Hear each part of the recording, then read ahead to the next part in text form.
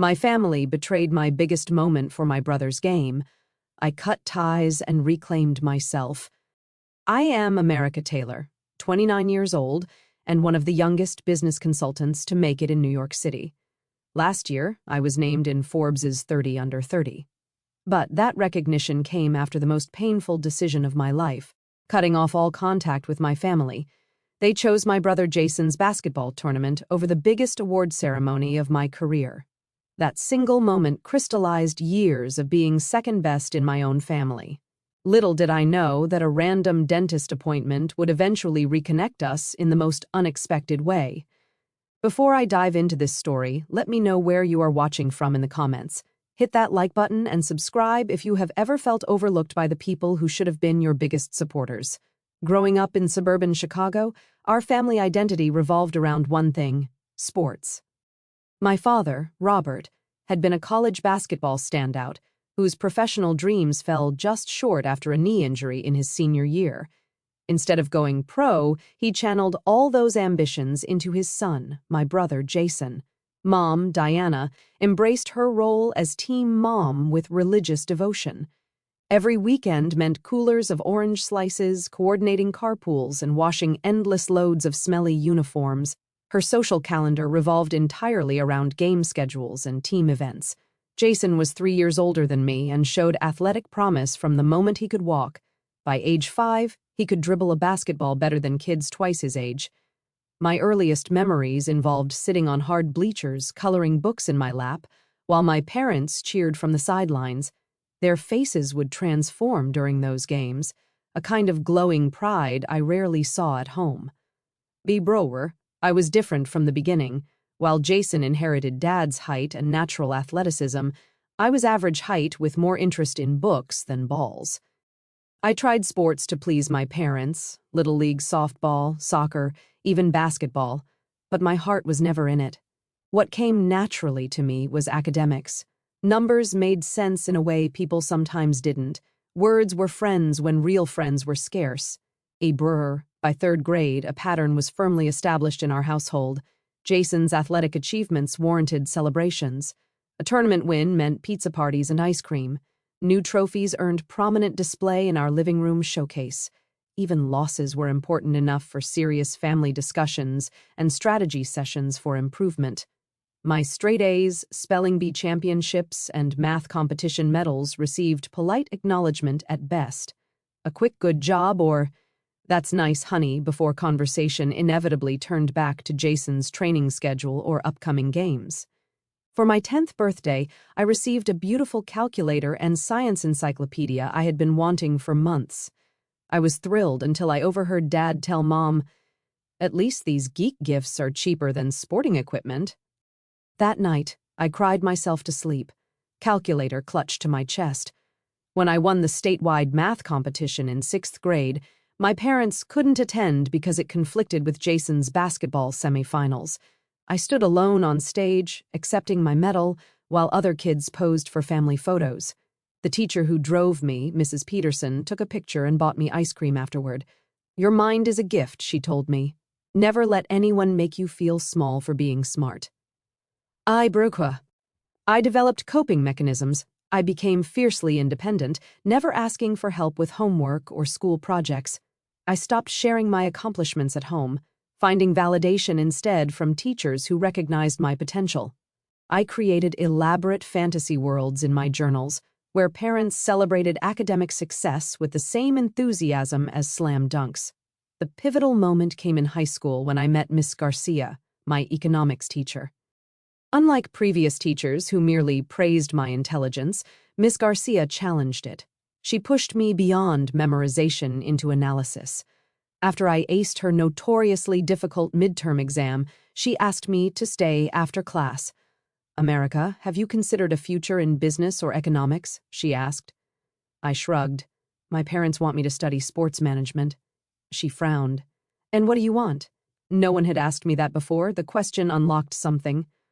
Over the next 2 years, Miss Garcia introduced me to business case studies, arranged for me to shadow her friend at a local marketing firm, and helped me apply for competitive summer programs. When I was accepted to the Young Business Leaders Summer Intensive at Northwestern University, my parents balked at the cost and time commitment. It took Miss Garcia personally calling them to emphasize the opportunity before they reluctantly agreed. That summer changed everything for me. Surrounded by other young people passionate about business innovation, I finally found my tribe. Senior year, when college applications rolled around, my parents pushed for schools with strong sports management programs where I could potentially work in the same industry as Jason, who by then was being scouted by college basketball programs. The business world is cutthroat and unwelcoming to women, Dad warned. At least in sports management, our connections could help you. But Miss Garcia had helped me aim higher. With her guidance, I applied to top business schools and hid the applications from my parents until the acceptance letters arrived. When I received a substantial scholarship to Wharton, even my parents couldn't argue with the opportunity, though their congratulations felt more like resignation than celebration. The night before I left for college, Mom came to my room as I packed. "We're proud of you, you know," she said, sitting on my bed, "even if we don't always show it the way you want." I wanted to believe her. But the next morning, as we said goodbyes in the driveway, Dad's parting advice was, "Remember, those business types can be sharks. If it gets too tough, there's no shame in switching majors to something more suitable." I climbed into my used Honda, tears burning behind my eyes, not from sadness at leaving, but from determination to prove him wrong. Arriving at Wharton felt like stepping onto another planet. For the first time, I was immersed in an environment where intellectual curiosity wasn't just accepted, but celebrated. My roommate, Olivia, was studying international finance and spoke 3 languages. The guys across the hall had already launched a successful app in high school. Nobody here judged me for preferring spreadsheets to sports. The first week of classes, I called home, bursting with excitement about my professors and coursework. Mom listened politely, then quickly shifted the conversation to Jason's preseason training. "The coach says he might start as a freshman if he keeps improving his 3-point shot." This pattern continued. My calls home grew less frequent, conversations increasingly one-sided. I'd listen to detailed accounts of Jason's games, stats, and social life, while my own experiences were reduced to quick inquiries about grades. When I earned a spot in a prestigious first-year business competition, I didn't even tell them. Why bother? My new friends threw me a celebration dinner instead. These new friendships felt different from any I'd had before. Olivia and I stayed up late, discussing business ethics and global markets. My study group pushed me to think bigger and bolder. For once, I wasn't the odd one out for being ambitious. During sophomore year, I landed a part-time position at TechVance, a startup founded by a Wharton alum. Unlike the retail jobs I'd had in high school, this role valued my analytical mind. My boss, Serena, became another mentor, showing me how women could thrive in business through strategic thinking and authentic leadership. "You have natural business instincts," Serena told me after I identified a flaw in their customer acquisition model. "Some things can't be taught." That same week, I called home to share this validation. Dad answered, distracted. "That's nice, honey. Hey, can I call you back? We're heading out to Jason's game, big one against State tonight." I never mentioned TechVance again. Instead, I poured myself into the work, taking on additional projects and responsibilities. By junior year, I was working 20 hours weekly while maintaining a 3.9 GPA. Meanwhile, Jason's college basketball career had its ups and downs. He wasn't the standout star he'd been in high school. He still played, but mostly came off the bench. My parents never missed a home game, regardless, frequently traveling several hours each way. During my entire 4 years at Wharton, they visited campus exactly twice, once during freshman orientation and once for graduation. When I pointed this out during a tense phone call junior year, Mom sounded genuinely surprised. "But you're so independent, America. You've always been so self-sufficient. Jason needs the support more." The comment stung because it confirmed what I'd always suspected: my competence had become an excuse for their neglect. That Thanksgiving, the contrast between our lives became painfully obvious. The entire dinner conversation centered around Jason's recent games and team drama.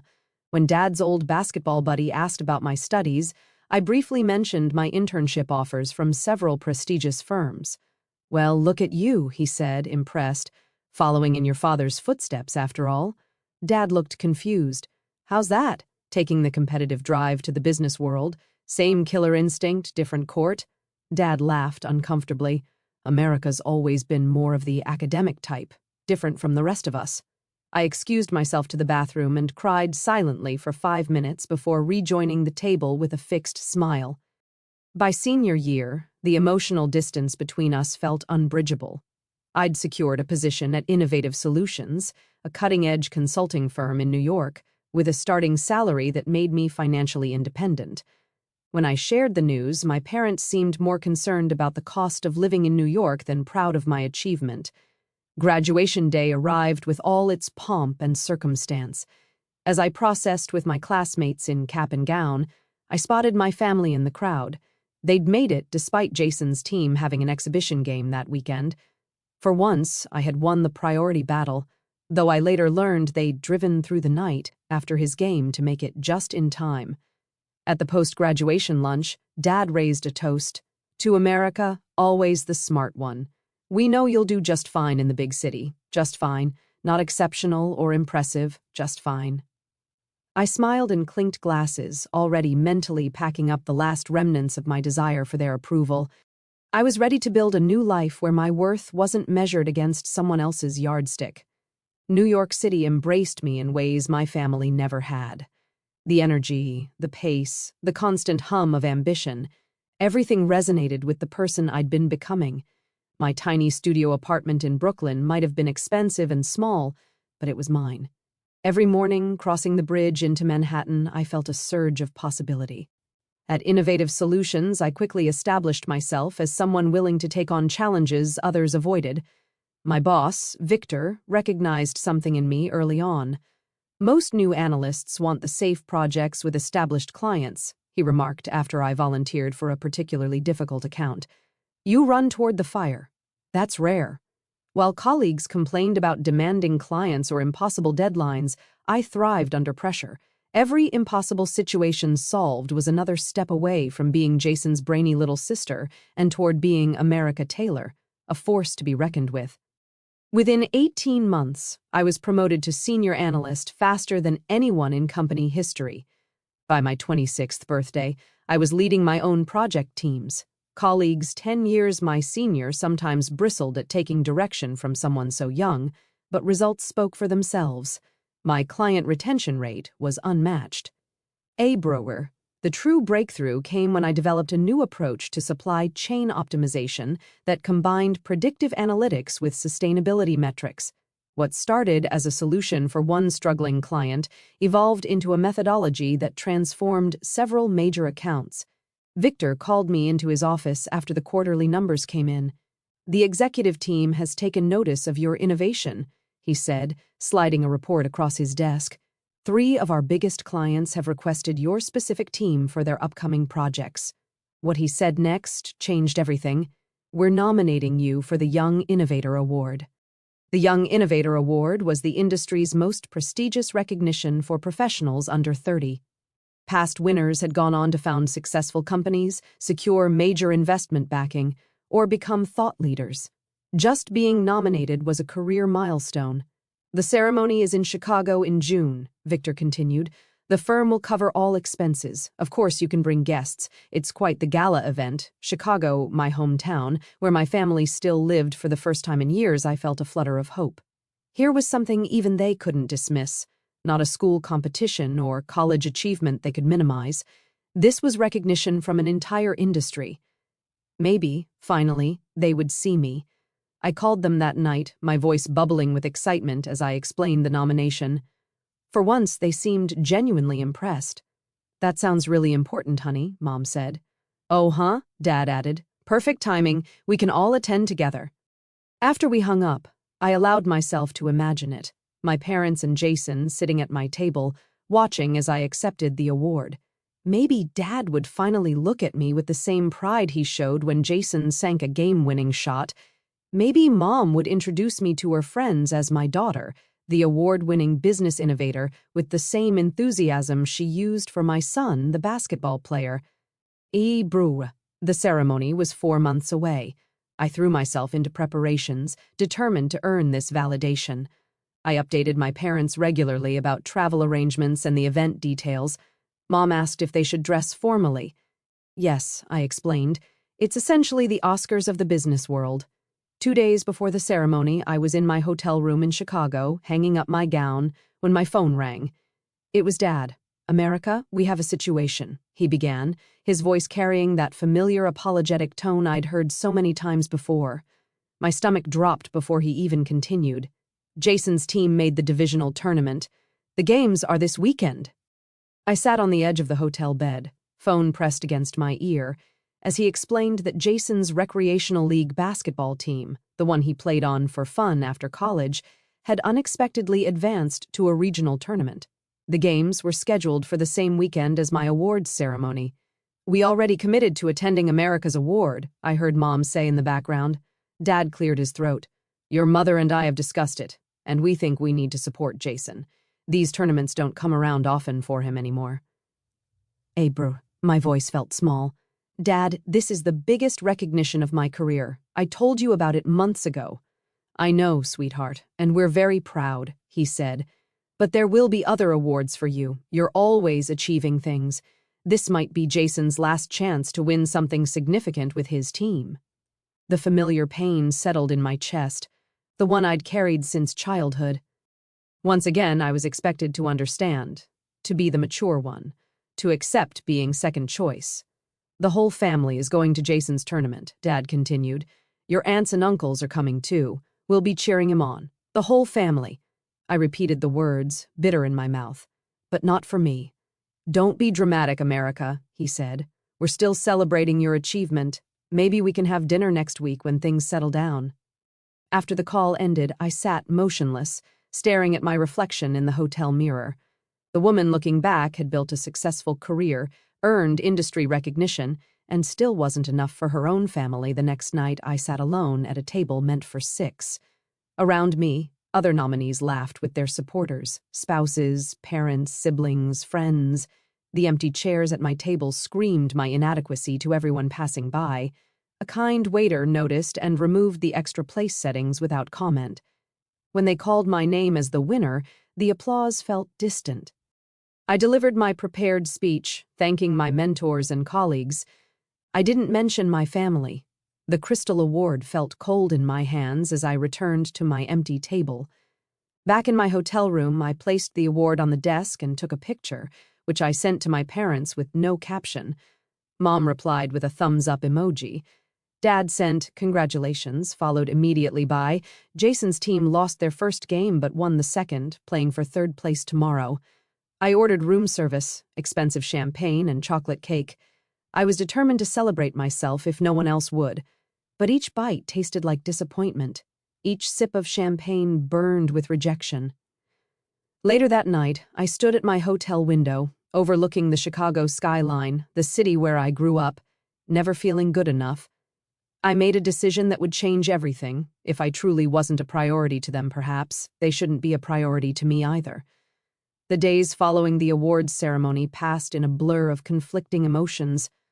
I extended my stay in Chicago, telling my office I needed personal time. In reality, I was wrestling with a lifetime of accumulated hurt. My phone buzzed with casual texts from my family. "Mom, how did the award thing go? Send pictures when you can."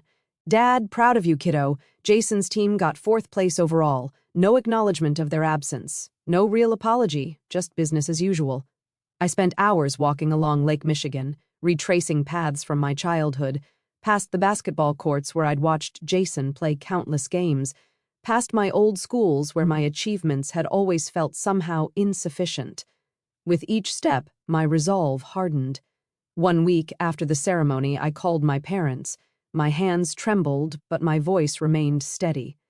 "I need to talk to you both about something important," I said when they put me on speakerphone. What happened with the awards ceremony wasn't just a scheduling conflict for me. It was the final example of a pattern that's existed my entire life. "What pattern?" Mom asked, genuinely confused. I took a deep breath. "The pattern where Jason's activities always take priority. where my achievements are acknowledged but never celebrated, where I'm expected to understand and sacrifice because I'm the responsible one. Obviously, Dad's voice came through, defensive. That's not fair, America. We've always supported both of you. Differently, I said. You've supported us differently. Can you name the last 5 awards or accomplishments I've had? Because I can list every single one of Jason's tournaments, including his stats. Silence stretched across the line. This isn't about the award itself, I continued. It's about feeling valued. It's about showing up. It's about making me a priority just once. Brr, we're proud of you, Mom interjected. You've always been so capable, so independent. That wasn't a choice, I said, tears finally breaking through. I became independent because I learned early that I couldn't count on you to be there for the things that mattered to me. Dad's voice hardened. Now you're just being dramatic. Real achievement isn't about trophies in business, America. It's about character and family loyalty. The hypocrisy of his statement hit me like a physical blow. How many trophies of Jason's lined our family home? How many tournaments had defined our family calendar? I need some space, I said finally. I've spent my entire life trying to earn your approval and attention. I'm done trying. What does that mean? Mom asked, alarm creeping into her voice. It means I'm stepping back from this relationship until I can figure out if it's healthy for me. I won't be calling or visiting for a while. I need to prioritize my own well-being. Dad scoffed. This is ridiculous. You're punishing us because we missed one event. No, I replied, suddenly calm. I'm protecting myself from further disappointment. This isn't a punishment. It's a boundary. After ending the call, I methodically began the process of disconnection. I changed my phone number, set up email filters, and locked down social media accounts. I informed extended family that I was taking personal space and asked them to respect my decision by not sharing my information. The aftermath was both exactly what I expected and completely surprising. Family members reached out in confusion. Mom left tearful voicemails at my work until I asked reception to screen calls. Dad vacillated between anger and dismissiveness, telling relatives I was going through a phase and would come to my senses. Jason sent a text that revealed the family narrative, whatever we did to upset you isn't cutting us off completely an overreaction. That's when I realized they truly didn't understand. They saw this as a single incident, not the final straw in a lifelong pattern. Returning to New York brought both relief and new challenges. The familiar rhythms of work provided structure, but holidays loomed ominously on the calendar. Friends invited me to their family celebrations, and while grateful, I felt like an accessory, a charity case added to their traditions. I began therapy, something I'd considered for years but always dismissed as unnecessary. Dr. Winters helped me recognize patterns I'd normalized, the constant striving for validation, the overachievement as compensation, the belief that my worth was tied to productivity and success.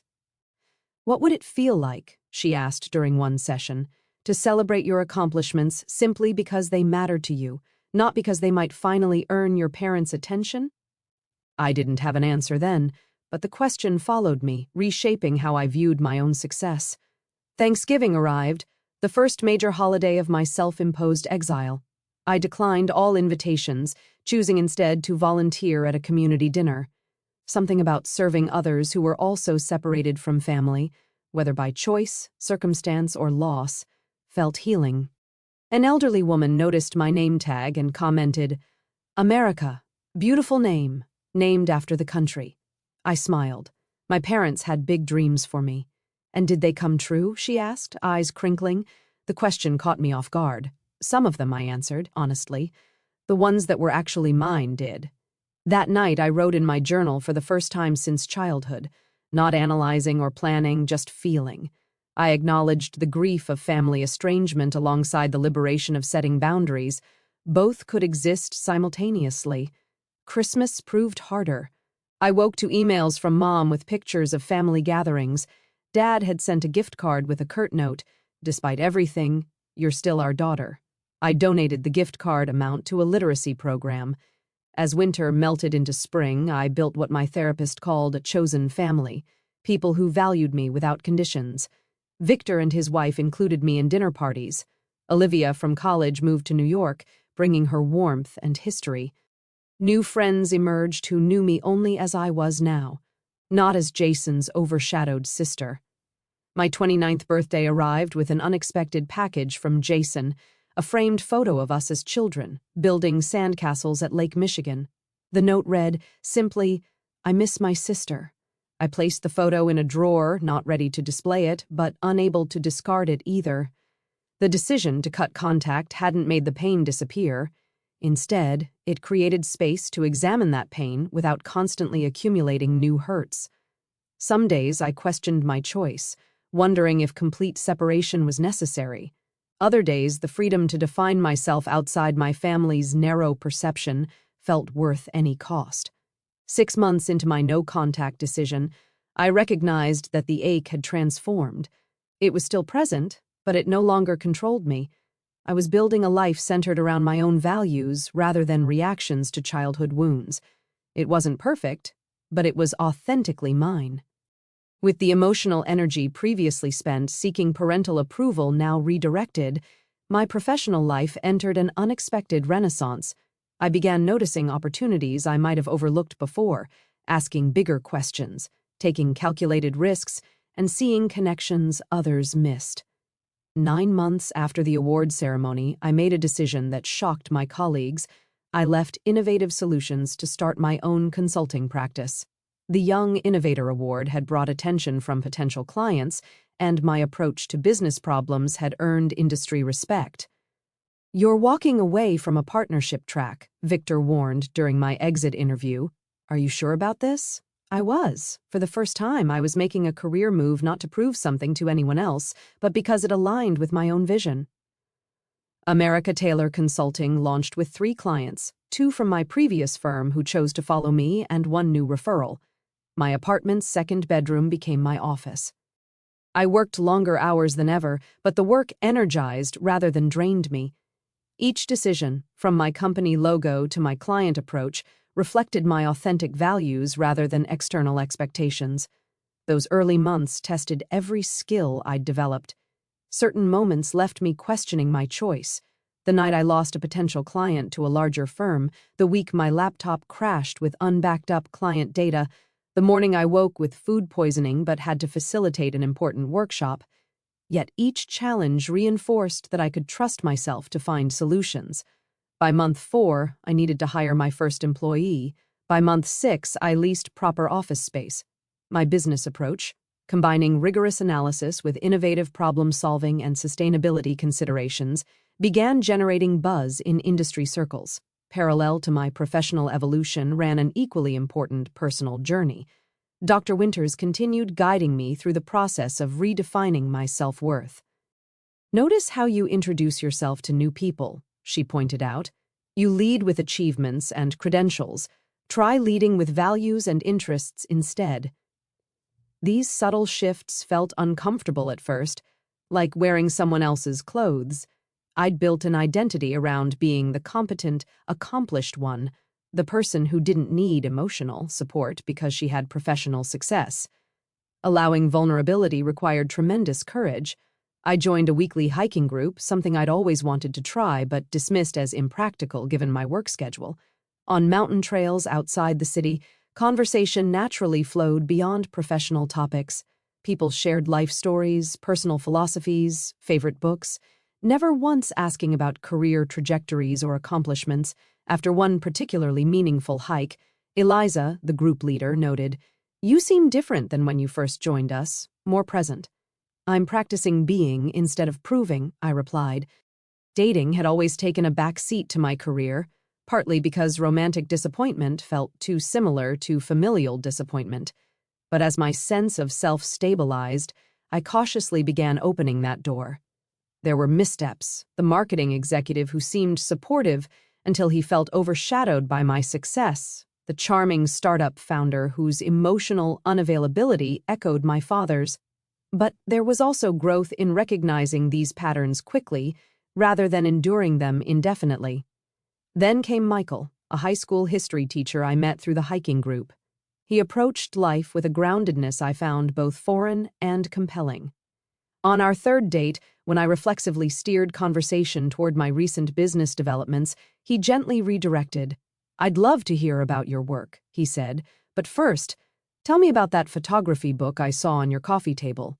Is photography a passion of yours?" His interest in the full spectrum of who I was, not just my professional achievements, felt revolutionary. Slowly, I allowed this relationship to develop, practicing vulnerability and honest communication in ways that would have terrified me a year earlier. The professional momentum continued building.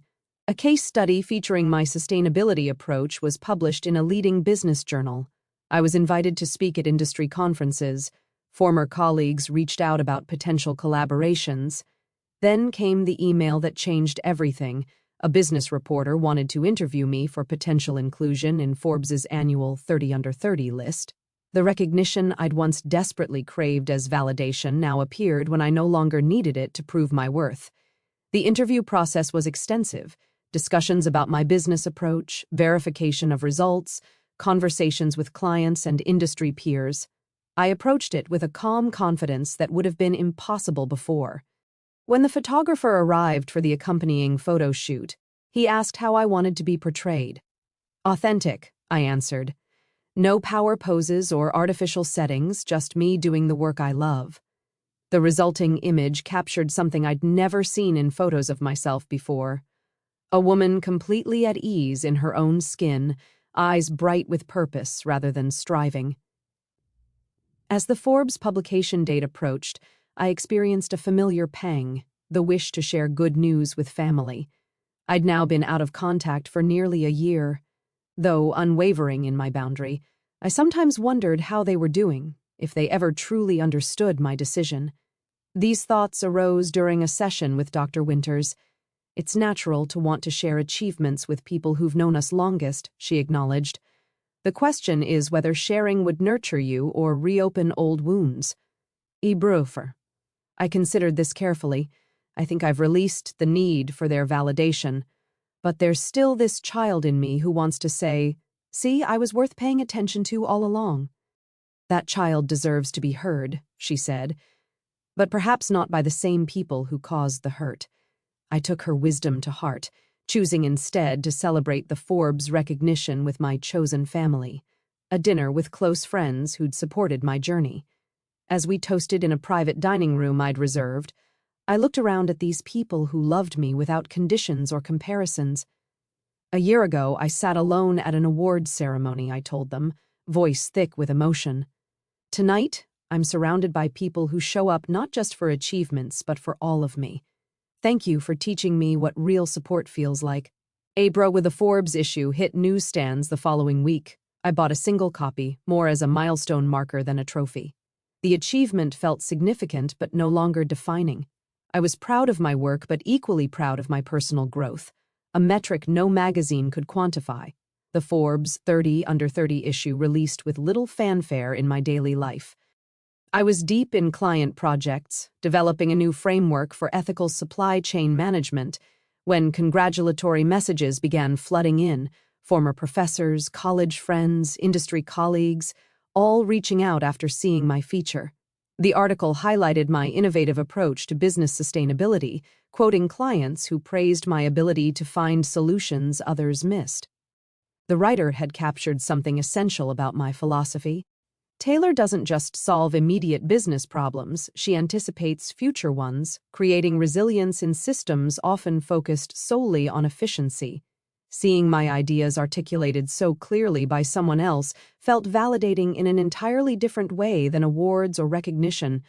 This wasn't about me as a person, but about the actual value of my work. My team organized a surprise celebration at the office, complete with champagne and a cake topped with an edible replica of the magazine cover. Michael arrived with flowers, his genuine pride unmarred by any hint of competition.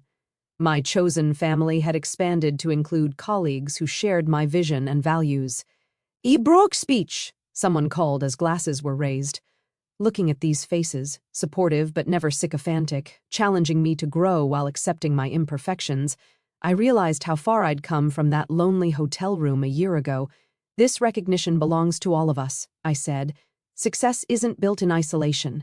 It's cultivated through connection with people who make us better." The irony wasn't lost on me that I'd finally learned this lesson after disconnecting from my biological family. That same week, 200 miles away in Chicago, my brother Jason sat in his dentist's waiting room, flipping through magazines to distract himself from an upcoming root canal, Sports Illustrated, Golf Digest, Forbes. He grabbed the business magazine, more interested in passing time than content, and there, staring back from page 43, was his sister. Jason would later tell me he actually dropped the magazine in shock. The dental receptionist asked if he was feeling faint, but it wasn't the dental procedure causing his reaction. It was seeing me described as an innovative business leader reshaping industry standards when he hadn't heard from me in almost exactly 1 year. The photo captured me sitting casually on the edge of a desk, sleeves rolled up, explaining something on a whiteboard behind me. I looked confident, successful, and completely unfamiliar to the brother who'd grown up with me. After his appointment, still partially numb from Novocaine, Jason called our father. "Dad," he said without preamble, "did you know America is in Forbes magazine, like as one of their top young business people or something?" The silence on the line confirmed this was news to our father as well. "What does it say?" Dad finally asked. "It's a whole profile about her business and how she's changing things. There's a big picture and everything. How did when did this happen?" Jason took a photo of the article and sent it to our parents. Within hours, the news had spread through the extended family. Aunt Celia, Mom's sister, was the first to make the connection. "Isn't this right around when America stopped talking to all of you?" she asked Mom during a phone call. "I remember you saying she was overreacting about some work event you missed." That evening, my parents and Jason gathered at the family home. The Forbes issue lay open on the kitchen table where so many family celebrations had occurred. Celebrations I'd rarely been the center of. "I knew she was doing well in New York," Mom said, staring at my picture. "But this is bigger than I understood. The article mentions that Young Innovator Award from last year," Jason noted, reading further. "The one where we went to my tournament instead." A heavy silence fell over the kitchen. "She always was driven," Dad said finally, his tone hard to read. "Always had to prove herself." "Did she?" Jason asked, looking up from the magazine. "Or did we make her feel like she had to?" It was the first time anyone in the family had directly questioned the dynamics I'd tried to articulate during our final conversation. That question hung in the air, uncomfortable and unavoidable. Over the following days, my family made numerous attempts to contact me. Emails came to my company address, found on my website, voicemails accumulated at my office. Even Christmas cards had been returned undelivered after I moved apartments. Jason was the most persistent. He found me on professional networking sites, followed my company's social media accounts, and even contacted Olivia through mutual connections. His message, forwarded by her after seeking my permission, was disarmingly direct. "I saw you in Forbes. I'm sorry we weren't there for your award ceremony. I'm sorry for a lot of things. I'm just starting to understand. Can we talk? Just me? No pressure, no parents involved unless you want that." I stared at this message for a long time, emotions swirling. Part of me wanted to maintain the clean break that had allowed so much healing and growth. Another part recognized that complete estrangement might ultimately become its own form of unresolved pain. I brought the dilemma to Dr. Winters. "Boundaries aren't always permanent walls," she observed. "Sometimes they're more like gates that can open when and how you choose." "What if opening that gate undoes all my progress?" I asked. "That's a valid fear," she acknowledged. "But consider this. The person who would be opening that gate now isn't the same person who built it a year ago. You've developed a stronger sense of self, clearer boundaries, and better discernment." I thought carefully about her words in the days that followed. The America who'd cut contact had been wounded, desperate for validation, yet terrified of further rejection. The America considering reconnection was grounded in her own worth, regardless of family recognition. After a week of reflection, I sent Jason a brief reply. "I'm open to talking, just us to start. No expectations. We agreed to meet at a coffee shop in Chicago, neutral territory, during my upcoming business trip. I arrived early, claiming a corner table with enough privacy for a difficult conversation. When Jason walked in, the year's separation became starkly visible. His hair was shorter, his face more mature. I wondered what changes he saw in me. The initial moments were awkward, handshakes instead of hugs, careful small talk about the weather and my flight. We ordered coffees and fell into an uneasy silence. Ebref. Finally, Jason spoke. I've practiced what to say 100 times, and now it all sounds wrong. Just say what you mean, I suggested. That's all I've ever wanted from any of you. He nodded, took a deep breath. I'm sorry, America. Not just for the awards ceremony, but for everything before that. For not seeing how unfair things were. For accepting the spotlight without questioning why it was always on me. Ibrui. The directness caught me off guard. I had prepared for defensiveness or minimization, not this straightforward acknowledgement. How did you come to that realization? I asked. Jason traced the rim of his coffee cup. After you cut contact, I was angry at first, thought you were being dramatic, but then I started noticing things, like when I visited home and saw all my trophies still displayed, but couldn't find a single picture of you receiving academic awards, or how every family story somehow centers around my games or teams. He continued, the Forbes article was the tipping point. Dad's first reaction was to say you were always trying to prove yourself, and suddenly I wondered why you'd felt the need to prove anything when I never had to. We talked for 3 hours that afternoon, diving deeper into childhood dynamics and adult perspectives than we ever had before. Jason revealed his own complicated feelings growing up with parental expectations focused entirely on his athletic performance. They put all their dreams in my basketball career, he admitted. When I didn't go pro, I felt like I'd failed them. You always had your own path. A path they never really valued, I pointed out. They didn't understand it, he agreed. They still don't, not really. But seeing you in Forbes made them realize they'd missed something important. As our conversation progressed, we navigated toward the question of our parents. Jason explained their reactions to discovering my Forbes feature, shock, confusion, and eventually a dawning realization. Mom cried when she connected the timing with when you cut contact, he said. She kept saying, we should have been there, over and over. And Dad?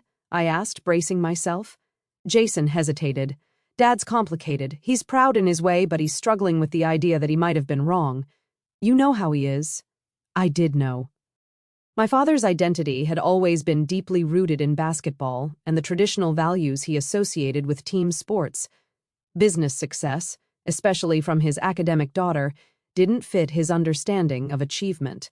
They want to see you, Jason said cautiously, but I told them I wouldn't even bring it up until we'd talked. This is your call, America. Whatever boundaries you need, I'll respect them. Ibrahim. I considered my options carefully. I'm not ready for a family reunion, I said finally, but I might be willing to meet with them individually, starting with Mom. 2 weeks later, I met my mother at the same coffee shop. The woman who sat across from me seemed smaller, somehow less certain than the mother who'd organized our entire family life around sports schedules. You look wonderful, she said, eyes taking in my appearance. So professional, so grown up. I am grown up, Mom, I replied. I have been for a while. Si brf, she nodded, hands fidgeting with her napkin. America, I don't even know where to start. When I saw that magazine article and realized what you'd accomplished while we weren't speaking, it made me question everything. What followed was the most honest conversation we'd ever had. Mom acknowledged the imbalance in how they'd treated Jason and me, though she initially framed it as unintentional. You were always so capable, so independent, she began, falling into the familiar justification. Because I had to be, I interrupted gently but firmly. I became independent because the attention and support went elsewhere. The pain that crossed her face seemed genuine. I never wanted you to feel less important or less loved. But I did, I said simply. Intentions don't change impacts. We talked about specific memories, the missed awards ceremonies, the abbreviated celebrations of my achievements, the constant prioritization of Jason's activities. With each example, I could see growing recognition in her eyes. We failed you, she said finally, tears flowing freely. I failed you as a mother. I was so caught up in being a basketball mom that I never became your champion the way you deserved. Her apology felt different from previous placations. There was no defensiveness, no qualification, just acknowledgement and remorse. Meeting my father proved more challenging. We chose a park for our conversation, both of us more comfortable walking than sitting face to face. His initial approach combined gruff affection with lingering defensiveness. "You've done well for yourself," he said, gesturing vaguely as if to encompass my entire career. "Always knew you would." "Did you?" I asked. "Because you spent most of my life suggesting business wasn't a worthwhile pursuit compared to sports." He frowned. "I never said that." "You did, Dad. Many times, in many ways." We walked in silence for several minutes before he spoke again. "I didn't understand your world. Still don't, really. Basketball made sense to me. Points on a scoreboard, wins and losses. Your kind of success seemed abstract." "So you dismissed it," I said. He stopped walking, turned to face me. "I'm not good at this, America, talking about feelings, admitting mistakes. Your mother says I need to say I'm sorry, and she's right. I am sorry for missing that award ceremony, for making you feel second best. It wasn't the most eloquent apology, but coming from my father, it represented significant effort. I could see him struggling to reconcile his worldview with the recognition that it had caused real harm. "I'm proud of you," he added, the words sounding almost foreign from his lips. I should have said that more. These individual conversations began a careful, measured reconciliation. I maintained clear boundaries, visiting Chicago on my terms, limiting family calls to scheduled times, leaving gatherings when old patterns emerged. Sometimes this created tension, but I remained firm. "This isn't punishment," I explained during one difficult moment when Dad slipped into comparing my achievements to Jason's in the old way. "This is self-protection. If we want a relationship going forward, these boundaries are non-negotiable." Over time, small changes became evident. Mom started asking specific questions about my business instead of generic inquiries. Dad made efforts to engage with my world, reading articles I sent him about industry trends. Jason and I developed a more authentic adult-sibling relationship, free from the competition that had characterized our childhood. The most symbolic moment came 6 months after our initial reconnection. My parents visited New York for the first time, touring my office and meeting my team. Mom had prepared by researching my industry so she could ask intelligent questions. Dad, uncomfortable but trying, had bought a book on business leadership. At dinner that evening, Dad raised his glass. "To America," he said. "Not just smart, but visionary. We see you now." The acknowledgement wasn't a magical cure for decades of hurt. Our relationship remained complicated, requiring ongoing effort from all sides. I continued therapy, recognizing that family healing was a process, not an event. In my professional life, America Taylor Consulting continued growing, expanding into new industries and approaches. My personal life flourished as well. My relationship with Michael deepened, built on mutual respect and genuine interest in each other's worlds. The Forbes recognition that had catalyzed our family reconnection became just one milestone among many. Neither the validation I'd once desperately sought, nor an accomplishment to be dismissed, simply part of a career I'd built on my own terms.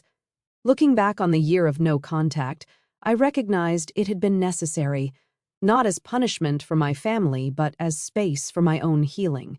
That distance allowed me to define success beyond external validation and worth beyond comparative value. The America who had sat alone at an awards ceremony, mourning her family's absence, was not the same America who now stood confidently in her own power. Cutting contact hadn't been about forcing my family to change. It had been about allowing myself to grow beyond the constraints of old patterns and expectations. I've learned that true success isn't measured in awards or magazine features, though those are nice. It's found in creating a life aligned with your authentic self, surrounded by people who value you completely. Sometimes that includes family of origin, sometimes chosen family, ideally both. If my story resonates with you, know that setting boundaries isn't selfish. It's necessary for genuine relationships. Have you ever had to create distance to protect your well-being?